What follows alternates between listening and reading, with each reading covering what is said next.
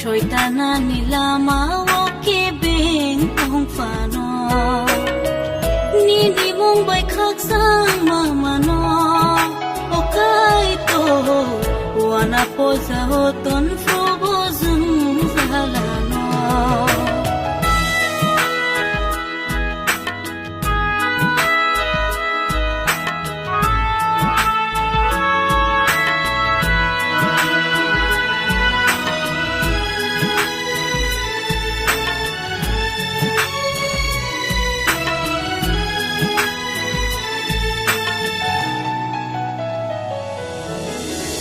Cristo holong krak sakawo ang leba cha Sung sano par kotor fai bong kikle manggala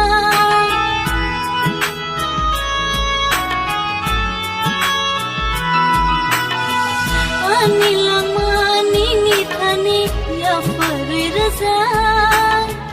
Thai boni ni thang boni ni tanai goshita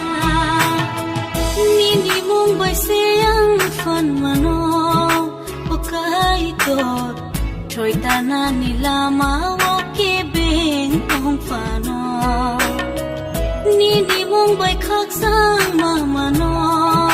Okai tot wana po sa hoton fro bo zung zalano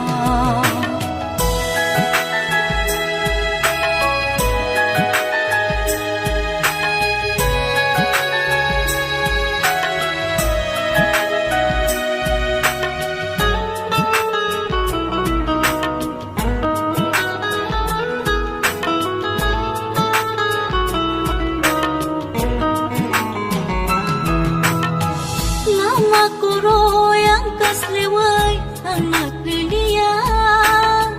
Kuboy kathan elebatan ang kibilia